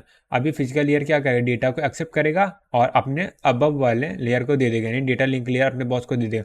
तो डेटा लिंक लेयर ले लेगा और ये क्या करेगा, अपने बॉस को नेटवर्क लेयर को दे देगा। ठीक है, तो यहाँ पे नेटवर्क लेयर, ठीक है, तो यहाँ पे नेटवर्क लेयर ने पैकेट रिसीव किया और वो क्या करेगा, अपने बॉस को दे देगा ट्रांसपोर्ट लेयर को। ठीक, अब ट्रांसपोर्ट लेयर क्या करेगा, अपने बॉस एप्लीकेशन लेयर नहीं प्रोसेस को दे देगा। तो इस तरह क्या होगा, जो हम लोग P1 ने एक मैसेज भेजा था वो P2 को रिसीव हो जाएगा। ठीक है, अब यहाँ से क्वेश्चन क्या पूछा है, हम लोग को देखना है कि डेटा लिंक लेयर कितनी बार एक्सेस किया जाएगा पैकेट के द्वारा, यानी पैकेट कितनी बार डेटा लिंक लेयर पर जाएगा। तो सबसे पहले क्या, यहाँ पे यानी सोर्स पे ही एक डेटा लिंक लेयर एक बार आया है, और यहाँ पे डेस्टिनेशन पे सॉरी मिडिल राउटर में 2 बार डेटा लिंक लेयर आया है, और यहाँ पे ये तीसरी सॉरी यहाँ पे चौथी बार आया। ठीक है, तो 1 2 3 4 यानी 4 बार डेटा लिंक लेयर पैकेट जो है डेटा लिंक लेयर को टच करके जाएगा। ठीक है, आंसर क्या आ जाएगा, 4 आ जाएगा। तो यहाँ से हमने कंक्लूजन क्या निकाला कि कोई भी सोर्स होगा तो वहाँ पे एक आएगा, एक बार वो क्या होगा, डेटा लिंक लेयर को होगा, और डेस्टिनेशन है तो वहाँ पे भी एक बार, अब बीच में राउटर 2 बार डेटा लिंक लेयर एक्सेप्ट होगा। ठीक है, अब सेम क्वेश्चन था, इसमें क्या था, 2 राउटर बीच में। ठीक है, अब 2 राउटर हैं तो यहाँ पे क्या होगा, सबसे पहले डेटा लिंक लेयर की बात, सोर्स में क्या होता है, एक बार होता है, डेस्टिनेशन में एक बार होता है, राउटर में 2 बार होता है। तो 2 राउटर 2 बार ये 1 2 3 4 5 और 6 आ गया। अब नेटवर्क लेयर की बात किया जाए तो सोर्स भी एक होता है, राउटर में भी क्या नेटवर्क लेयर एक होता है। ठीक है, तो 1 2 3 4, तो ये नेटवर्क लेयर 4 और डेटा लिंक लेयर 6 आ गया। ठीक है, अब आते हैं ट्रांसपोर्ट लेयर पे। सो ट्रांसपोर्ट लेयर क्या होता है, provide logical communication between application process running on a different machine. ठीक है, यानी कि क्या होगा, इसका मेन प्रॉपर्टी क्या, लॉजिकल कम्युनिकेशन प्रोवाइड करता है। ठीक है, ये इसकी प्रॉपर्टी है, लॉजिकल कम्युनिकेशन प्रोवाइड करता है। इसको थोड़ा सा मैं ब्लू से रुक देता हूँ।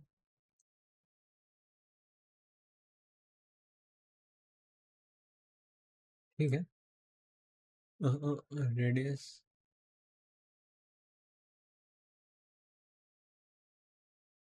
ठीक है, जो भी है हटा ही देते, अच्छा नहीं लग रहा। हाँ, तो ये क्या करता है, लॉजिकल कम्युनिकेशन प्रोवाइड करता है बिटवीन एप्लीकेशन प्रोसेस। ठीक है, ये है, यानी 2 प्रोसेस के बीच लॉजिकल कम्युनिकेशन में ये between application running on different machine, यानी 2 मशीन में प्रोसेस रन हो रही है, तो उसके लिए ये प्रोसेस टू प्रोसेस कम्युनिकेशन या तो end to end communication provide कौन करता है, ट्रांसपोर्ट लेयर। ठीक है, ट्रांसपोर्ट लेयर में क्या होगा, और ये क्या करता है, मल्टीप्लेक्सिंग और डी मल्टीप्लेक्सिंग काम केवल ट्रांसपोर्ट लेयर ही करता है। जब हम लोग ट्रांसपोर्ट लेयर देखेंगे तो उसमें ये मल्टीप्लेक्सिंग कैसे होती है, डी मल्टीप्लेक्सिंग क्या होती है, कैसे होती है, वो हम लोग देखेंगे, बट ये बहुत दिनों बाद आएगा, अभी तो नहीं आने वाला। तो अब प्रोसेस की बात करते हैं, जैसे एप्लीकेशन लेयर में जैसे 2 प्रोसेस, फॉर एग्जांपल P1 है जो कि यहाँ P2 से कांटेक्ट करना चाहे, हो सकता है S2 प्रोसेस हो सकता है किसी तीसरे लेयर, किसी तीसरे को डिवाइस से कम्युनिकेट करने वाली है। ठीक है, अब सेम है डेस्टिनेशन लेयर पे, डेस्टिनेशन लेयर पे हो सकता है कोई K1 या कोई प्रोसेस हो जो यहाँ पे डेस्टिनेशन या K2 से कम्युनिकेट करना चाह रही है, और P2 कोई प्रोसेस हो जो कि रिसीव करने वाले P1 का पैकेट। ठीक है, तो ट्रांसपोर्ट लेयर क्या करेगी, यहाँ पे 2 पैकेट सेंड करना है, दोनों को एक साथ मर्ज करेगा, एक साथ लेगा और दोनों को एक साथ ट्रांसफर कर देगा, तो इसे बोलते हैं मल्टीप्लेक्सिंग। और यहाँ पे क्या होगा, पैकेट रिसीव करेगा, दोनों को अलग अलग डेस्टिनेशन पहुंचा देगा, तो इसे बोलते हैं डी मल्टीप्लेक्सिंग। सो वही है, multiplexing and D multiplexing is the functionality of transport layer. ठीक है, केवल ट्रांसपोर्ट लेयर के ही फंक्शनैलिटी होती है। ठीक है, कि वो मल्टीप्लेक्सिंग और डी मल्टीप्लेक्सिंग कर पाए, और डी मल्टीप्लेक्सिंग किसके बेस पर, डेस्टिनेशन पोर्ट नंबर के बेस पर। आईपी क्यों नहीं, आईपीएस क्या होगा, होस्ट डिफाइंड होता है, बट अगर कोई पैकेट है वो टारगेट यानी डेस्टिनेशन के ट्रांसपोर्ट लेयर तक पहुंच चुका है, मतलब क्या है, ऑलरेडी उस डिवाइस के अंदर, तो आईपी का यहाँ पे कोई काम नहीं आता, यहाँ पोर्ट नंबर से प्रोसेस का यूनिकली डिफाइन किया जा सकता है। ठीक है, which of the following must be implemented by transport layer protocol over above network layer. ठीक है, यानी कि ट्रांसपोर्ट लेयर में कोई एक फंक्शनैलिटी क्या है जो मस्ट होनी चाहिए, तो recovery from lost packet, detection of duplicate packet. ठीक है, packet delivery in correct order. ठीक है, ये चीज, और एंड टू एंड कनेक्टिविटी। इसमें क्या सबसे मेन इंपॉर्टेंट क्या होता है, प्रोसेस टू प्रोसेस कम्युनिकेशन या तो एंड टू एंड कम्युनिकेशन। ठीक है, ये सबसे मस्ट काम होता है, बाकी सारी चीज़ें तो ऑप्शनल हैं। ठीक है, और अगर रिकवरी दे कि ना, मतलब है तो सारी प्रॉपर्टी क्या है, सारे क्या बोलते हैं काम जो है, टास्क जो होते हैं वो ट्रांसपोर्ट लेयर की है, बट जो एंड टू एंड कनेक्टिविटी है ये मस्ट, अगर ये नहीं है तो ट्रांसपोर्ट लेयर के होने कोई मतलब नहीं है। ठीक है। अब multiplexing demultiplexing we do not share source port number. ठीक है। मल्टीप्लेक्सिंग, ठीक है। मल्टीप्लेक्सिंग क्या होता है, सोर्स पोर्ट नंबर की हम लोग जरूरत नहीं होती, क्योंकि हम लोग को आगे सेंड करना है तो डेस्टिनेशन पोर्ट नंबर की जरूरत है, डेस्टिनेशन आईपी चाहिए होता है। बट अगर डी मल्टीप्लेक्सिंग कर रहे हैं तो हम लोग डेस्टिनेशन पोर्ट नंबर की रिक्वायरमेंट होती है। Only transport layer perform multiplexing and D multiplexing. ठीक है। ट्रांसपोर्ट लेयर प्रोटोकॉल होता है, इसमें दो प्रोटोकॉल होते हैं, यूडीपी होता है, टीसीपी होता है। तो ट्रांसपोर्ट लेयर में दो प्रोटोकॉल होते हैं। ठीक है, ये चीज़ हो गया। तो एप्लीकेशन लेयर में कौन कौन से प्रोटोकॉल थे जो हम लोगों ने पढ़ा था? एप्लीकेशन लेयर में कौन कौन से प्रोटोकॉल थे? एप्लीकेशन लेयर में टोटल 4 प्रोटोकॉल थे ना मेरे ख्याल से। क्या क्या था, मैं खुद ही नाम भूलिए। HTTP था, SMTP था, FTP था, और कौन सा था, और एक दो हैं। ठीक है, आगे देखिए, मैं लिखा हूँ, मैं भूल गया यार। ठीक है, चलो यार। तो बट ट्रांसपोर्ट लेयर से दो प्रोटोकॉल होते हैं, यूडीपी होता है और टीसीपी होता है, यूजर डेटाग्राम प्रोटोकॉल और ट्रांसमिशन कंट्रोल प्रोटोकॉल। ठीक है। तो टीसीपी जो होता है वो आजकल बहुत ज़्यादा यूज़ होता है यूडीपी के कंपैरिजन में। और यूडीपी क्या होता है, इसमें खाली बेसिक फंक्शनैलिटी होती है और बहुत ज़्यादा फास्ट होता है। क्यों? क्योंकि इसमें बहुत थोड़ा काम करना है। और टीसीपी का होता है, इसमें बहुत ज़्यादा ऑप्शनल फंक्शनैलिटी होती है, जैसे यहाँ पे बेसिक प्रोटोकॉल होता है और यूडीपी में कुछ एक्स्ट्रा सर्विसेज ऐड कर दे तो वहाँ टीसीपी बन जाता है। और इसीलिए यूडीपी क्या होता है, फास्टर होता है टीपीसीपी है।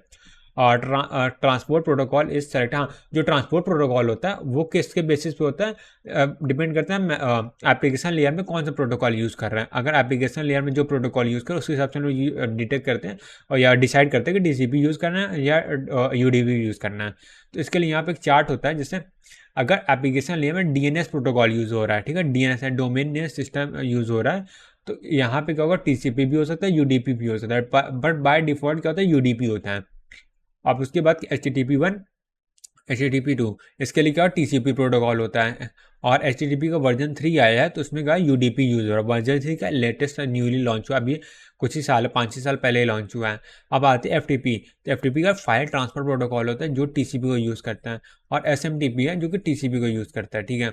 अब यहाँ DNS की बात, सॉरी, अगर हम लोग यहाँ पे लर्न कैसे करते हैं वो देखते हैं। तो UDP कहाँ कहाँ यूज़ होता है? पहले HTTP 3 में यूज़ होता है क्योंकि न्यूली लॉन्च है। ठीक है। और डीएनएस में यूज़ हो सकता है, बस, इसके अलावा कहीं भी यूडीपी नहीं यूज़ होता। ठीक है।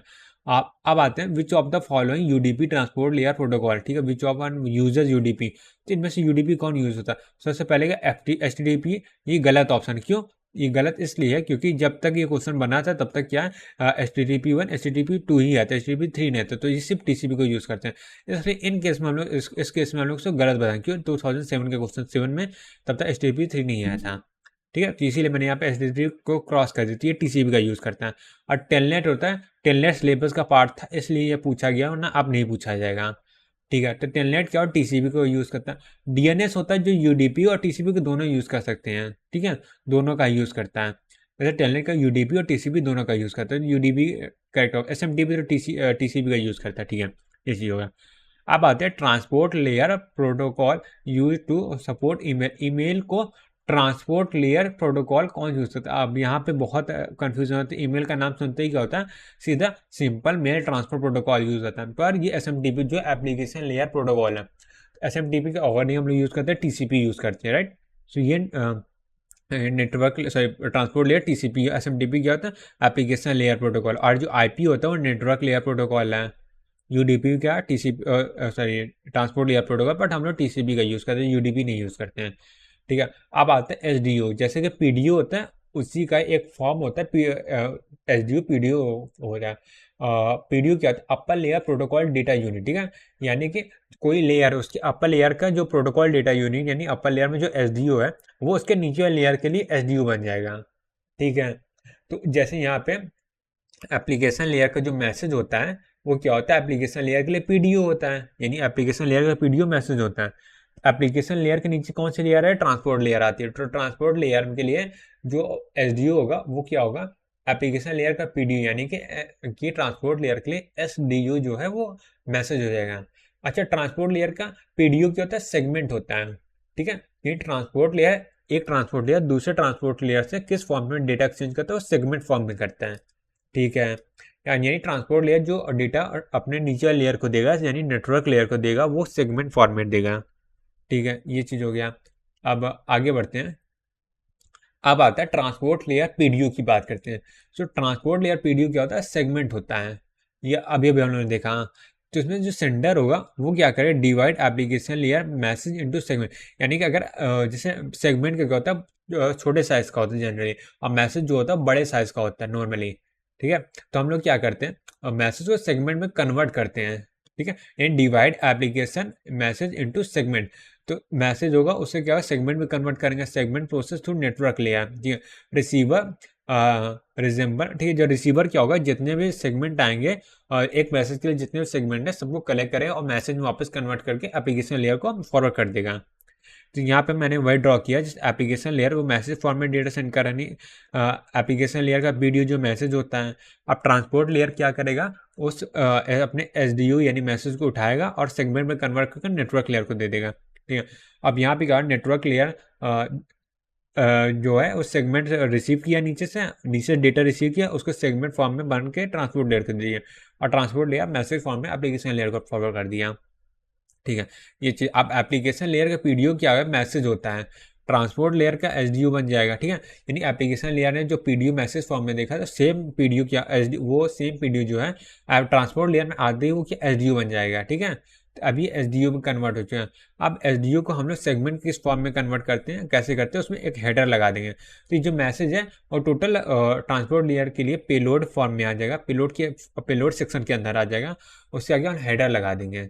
ठीक है, तो हेडर क्या होता है ये हम लोग आगे देखेंगे, बट अभी फिलहाल के हेडर की चिंता नहीं करना, बस समझिए हेडर कुछ होता है जिसे हम लगा देते हैं। ठीक है, ये हो गया। Message can be any size but limited. Message कोई साइज फिक्स नहीं होती कि 1000 बाइट या 1000 बाइट का कुछ भी हो सकता है, बट लिमिटेड हो, यानी इनफाइनाइट मैसेज है ऐसा नहीं हो सकता, फाइनाइट होता है।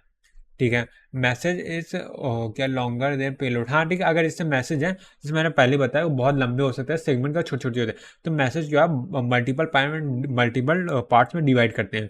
ठीक है, जब एप्लीकेशन लेयर में था तब तो पीडीयू था। अब जैसे ही ट्रांसपोर्ट लेयर में आया तो एसडीओ बन गया। अब इस एसडीओ को क्या है? लेट से 3 बॉक्स में डिवाइड कर। 3 बॉक्स में क्यों किया? क्योंकि पहले बॉक्स आया उसमें पूरा फिल कर दिया, दूसरा बॉक्स आया पूरा फिल कर दिया, और तीसरा बॉक्स आया तो वो सब फिल किया, और तीसरे बॉक्स में आते आते मैसेज खत्म हो गया, तो इसलिए 3 बॉक्स लिए हैं। 4 बॉक्स भी, 5 बॉक्स भी, 6 बॉक्स, जितना भी हो सकते हैं। सब में क्या किया? पेलोड वाले सेक्शन में ट्रांसपोर्ट लेयर का एसडीओ फिल कर दिया। ठीक है, यहाँ पे एसडीओ 3 पार्ट में डिवाइड किया था, तो एक एक पार्ट को क्या किया? एक एक सेक्शन में ऐड कर दिया। ठीक है, और तो इस सारे को क्या बोलते हैं? सेगमेंट बोलते हैं। सो ये क्या एक सेगमेंट ये बन जाएगा, ये एक सेगमेंट है, ये एक सेगमेंट है, ये एक सेगमेंट है। राइट, ये चीज़ हो गया। ठीक है, अब आगे बढ़ते हैं। सेम चीज़ ये बताया कि एप्लीकेशन लेयर है वो मैसेज फॉर्म में डेटा दिया, और ट्रांसपोर्ट लेयर ने क्या किया? उसको सेगमेंट फॉर्म में कन्वर्ट कर दिया, और इस सेगमेंट को नेटवर्क लेयर डेटाग्राम फॉर्मेट में डेटा कम्युनिकेट कर रहा है।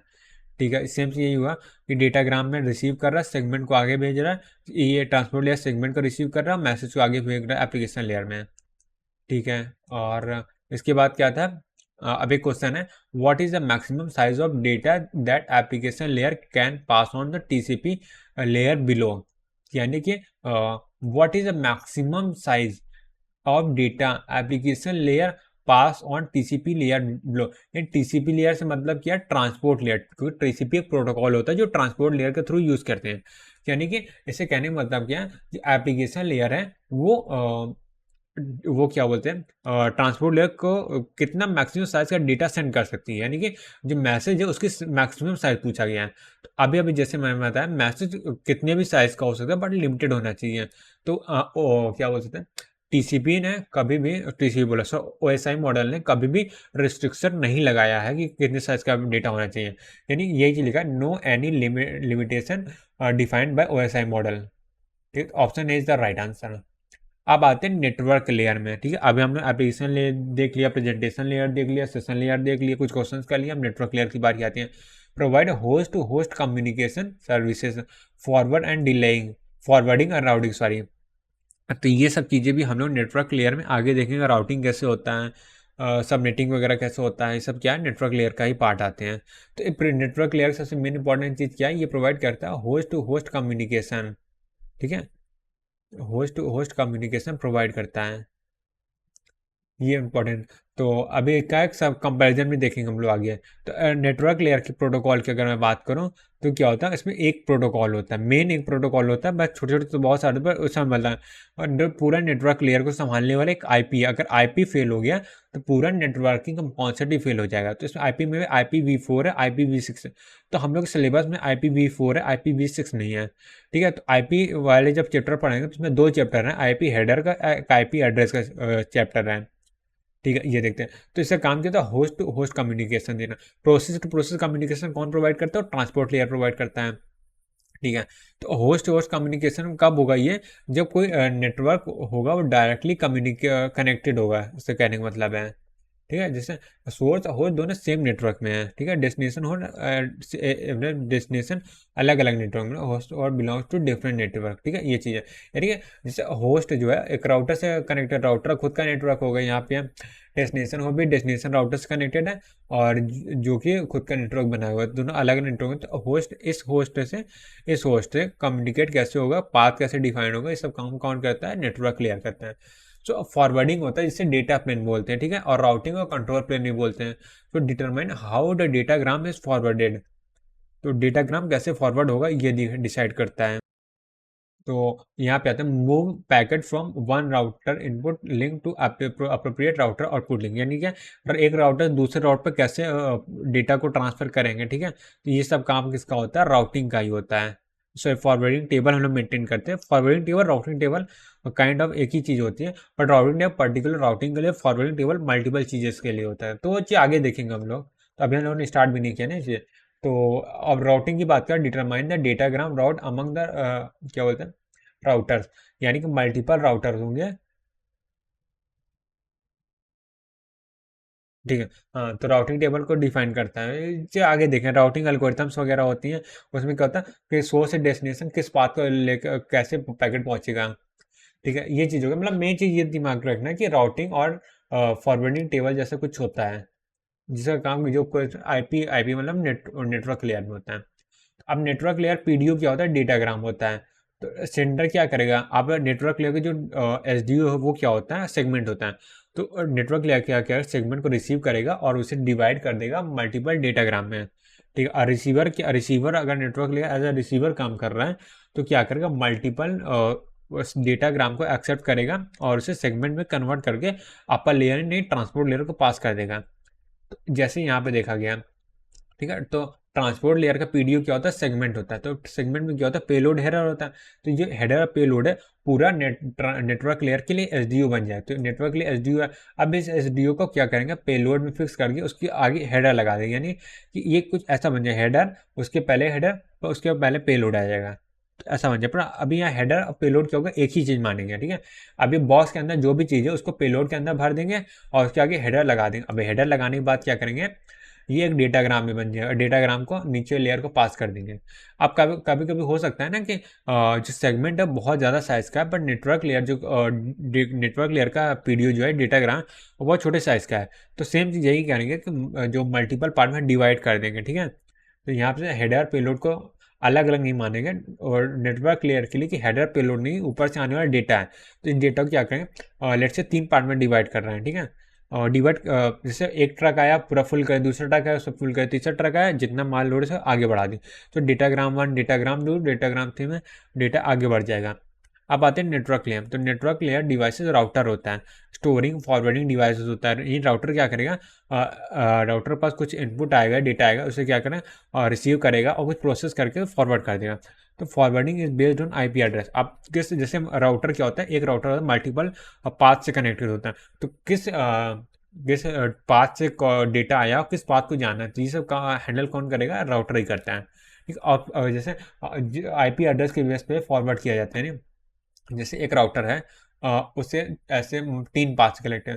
तो जो डेटा आया वो अगर इस एड्रेस का है तो इस वाले पाथ में सेंड करेगा। ठीक है, ये चीज़ है। अब डेटा लिंक लेयर की बात करते हैं। तो डेटा लिंक लेयर हम लोग के सेकंड लास्ट लेयर जो हम लोग को पढ़ना है, सेकंड नंबर की लेयर है, और responsible for node to node connection communication. ठीक है, अब नोड टू नोड कम्युनिकेशन कौन करता है, डेटा लिंक लेयर। अगर मैं बात करूँ प्रोसेस टू प्रोसेस या एंड टू एंड कनेक्टिविटी की बात करो तो ट्रांसपोर्ट लेयर काम करता है। फिर उसके बाद अगर होस्ट टू होस्ट कनेक्टिविटी की बात करो तो वो कौन करता है, वो होता है नेटवर्क लेयर।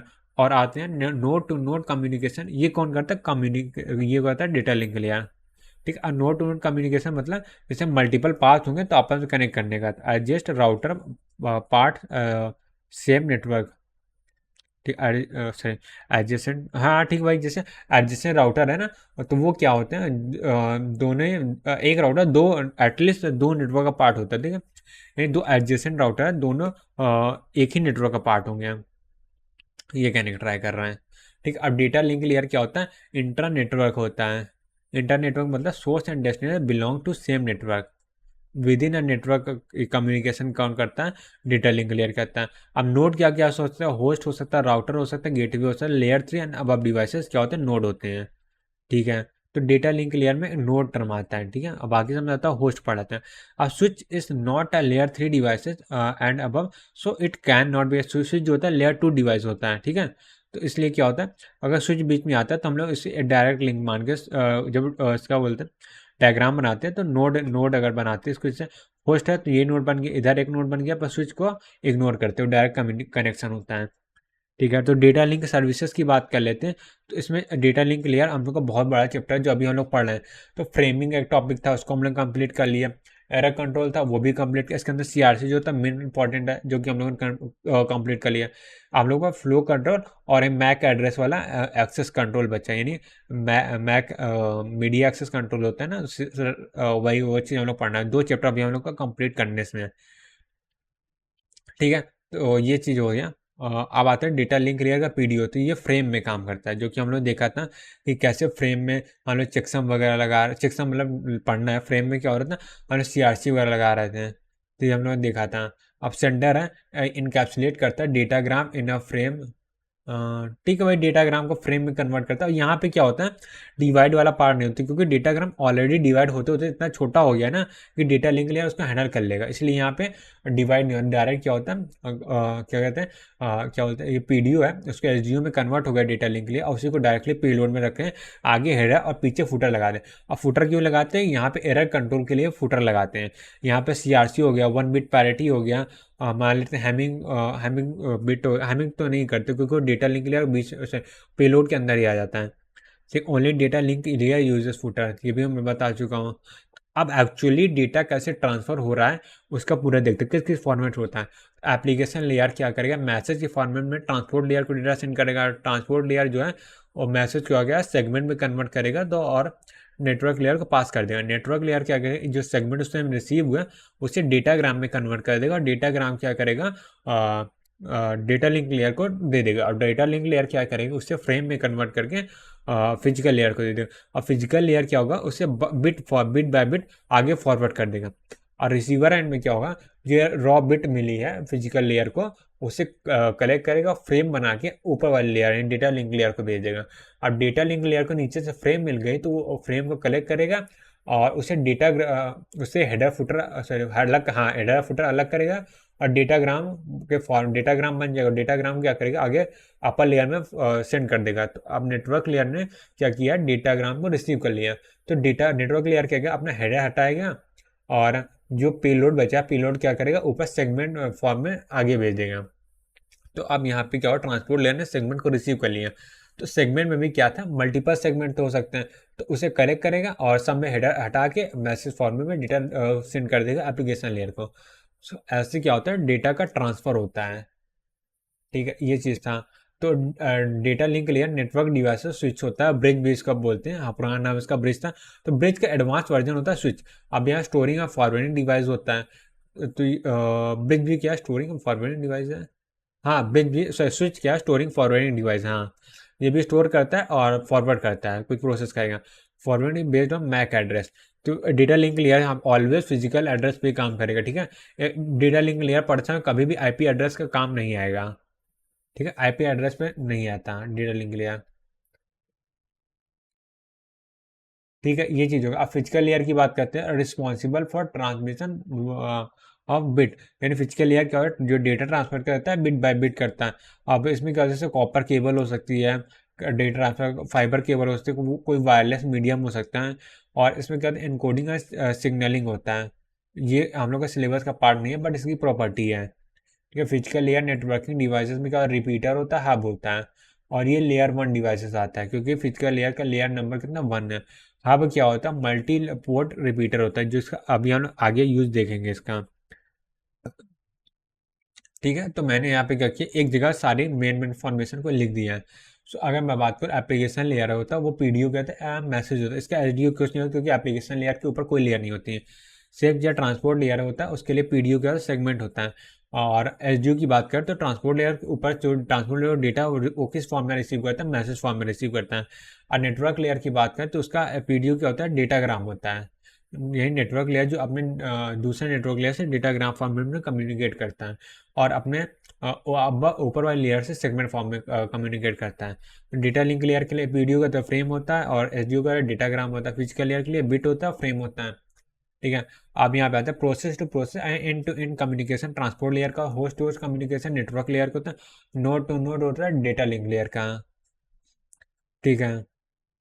अब आते हैं यहाँ पे एप्लीकेशन लेयर का अगर मैं बात करूँ, डिवाइस बताऊँ, तो एप्लीकेशन लेयर में गेटवे होता है, नेटवर्क में राउटर होता है, डेटा लिंक में स्विच और ब्रिज होता है, फिजिकल लेयर में हब और रिपीटर होता है।